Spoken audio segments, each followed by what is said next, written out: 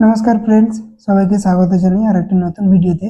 উইন্টারের কিছু vegetable seeds আমরা online এবং অফলাইন থেকে পারচেস করেছিলাম। ভিডিওটি 1.5 মাস ধরে করা হয়েছে, কারণ সিড সুইং থেকে ফুললি জার্মিনেশন এবং প্ল্যান্ট আজ আপনাদের সঙ্গে শেয়ার করব। এর মধ্যে আছে pak choi, lettuce, cabbage, Chinese cabbage, carrot, radish, turnip, আরও অনেক কিছু, গ্রিন পিস। সমস্তটা এক এক করে আপনাদের সঙ্গে শেয়ার করব। যে লেটুস, পাকচই এবং হার্বস জাতীয় সিডসগুলো একটি একটি করে ড্রিপ লাইনের গোড়ায় আমরা সুইং করে দেবো এবং জল দিয়ে দেবো। ঠিক 2 থেকে 3 দিন বাদ জার্মিনেশন হয়ে যাবে। এবং অনলাইন থেকে কিছু সিডস পারচেস করেছিলাম, এর মধ্যে আছে মাক্স মিলন। দেখা যাক মাক্স মিলনের সিডসগুলো কেমন দিয়েছে। এবং ওয়েদার বেসিসে আমাদের এখানে কাল্টিভেশন হয় না, তো ট্রাই করব, দেখা যাক কতটা সাকসেস পেতে পারি। তার মধ্যে আমরা ইংলিশ কিউকাম্বারও লাগিয়েছি। ইংলিশ কিউকাম্বার মোটামুটি রেজাল্ট ভালো, এবং প্লেন আমাদের দেশি কিউকাম্বারও লাগানো আছে। প্যাকেজিং কিন্তু ভালো দিয়েছে মাক্স মিলনের। এবার দেখা যাক সিডস কতটা জেনুইন হয়। তার মধ্যে একটা মজার বিষয়, এই উপরের র্যাপারটিকে আমি ফাটাতে শুরু করে দিয়েছি। এটা কে কে করেন অবশ্যই কমেন্ট করে জানাবেন। আমার হাতে এলে আমি ফটফট করে ফাটাতেই থাকি, এটা মজারই লাগে। দেখতে পাচ্ছেন 50টি বীজ আছে এর মধ্যে, প্যাকেটের মধ্যে, কিন্তু প্রাইস খুবই, আর বীজের কোয়ালিটি খুবই ভালো। আরও আছে, আমি কয়েকটা শুধু বার করেছি, বসানো হয়ে গেছে কিছুদিন আগে। এখন দেখতে পাচ্ছেন এটা রেডিশ, এটা লাল মূলো। বীজ ফেলার কয়েকদিন পরেই চারার কন্ডিশন। তো এখন আমরা জল দিয়ে দেবো। তারপরে অল্প করে আপনি কিছু ফার্টিলাইজার দিতেও পারেন, আর যদি অর্গানিক করছেন তো অর্গানিক কম্পোস্ট দিতেই পারেন। তো এখন এটা হচ্ছে কোরিয়েন্ডার। তো কোরিয়েন্ডার এদিকে আছে বেশ কিছুটা, এবং তার সঙ্গে সঙ্গে পালংও আছে। তো কোরিয়েন্ডার এবং পালক দুটো লেট জার্মিনেশন হয়েছিল, তার জন্য। আর এই দিকটা আছে গ্রিন পিস, সবুজ মটর। যদিও ওপেন ফিল্ডে খুব ভালোই হয়, তো দেখা যাক কেমন হয়। নিজেদের জন্য কিছু লাগানো আছে, তো অল্প কয়েকটা সিডস কিনেছিলাম, ওইগুলোই দেওয়া আছে। কিন্তু গাছগুলো মোটামুটি খুবই ভালো হয়েছে। তো লাস্ট পর্যন্ত যদি ভালো ফলন হয় তো আপনাদের সঙ্গে শেয়ার করব, এবং খারাপ হলেও শেয়ার করব। এটা দেখতে পাচ্ছেন পালক, পালকটা খুবই ভালো হয়েছে। শুধু একবার নিড়াতে হবে, কারণ ঘাসও বেশি হয়ে গেছে।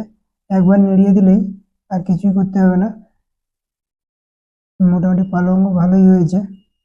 এবং এর কাছেই আছে, দেখতে পাচ্ছেন, এটা শসা। এটা হচ্ছে ইংলিশ শসা আছে, এবং সাইডে আছে আমাদের দেশীয় শসা, যেটা ইজিলি মার্কেটেবল। তো হারভেস্টিং ভিডিও আমি এই চ্যানেলে নিয়ে আসতে চলেছি। তো প্লিজ ভালো লাগলে সাপোর্ট করুন এবং সাবস্ক্রাইব করে আমাদের পাশে থাকবেন, কারণ গার্ডেনিং রিলেটেড আমরা ভিডিও নিয়ে আসতে চলেছি। এটাই দেখছেন বিটরুট। এইখানে আমরা সিড বেড ফেলেছিলাম, এইখান থেকে এক একটা করে চারা ট্রান্সপ্লান্ট হবে আলাদা একটা জায়গায়। তাতে কি হয়, বিটরুটটা খুব ভালোভাবে বড় হয়। এবং এই যে খালি জায়গাটা, এখানে আমরা পরে রোপণ করব বিটরুটগুলো। এবং বিটরুটের কাছেই আছে আমাদের চেরি টমেটো। এইগুলো অনলাইন থেকে বীজ অর্ডার করেছিলাম। কিছু আগে সিড বেড ফেলা হয়েছিল বলে তা থেকে বড় হয়েছে, এবং কিছু আমরা সেকেন্ড টাইম সুইং করেছিলাম। তো এখনও ওগুলো ট্রান্সপ্লান্ট হয়নি, ধীরে ধীরে আমরা করে দেবো। কিন্তু নেক্সট আপডেট নিয়ে আসবো। এখন আমাদের আপডেট কেমন চলছে, মানে গাছগুলো কীরকম কি হাইটে আছে কিনা, ফুল আসছে কিনা, নেক্সট ভিডিওতে আমরা নিয়ে আসবো। কারণ এটা শ্যুট করতে করতে মিনিমাম 1.5 মাস হয়েই গেছে। এখন আমাদের সমস্ত গাছে ফুল এবং ফল চলেই এসেছে। ওটারও ভিডিও নিয়ে আসবো, খুবই দুর্দান্ত হতে চলেছে।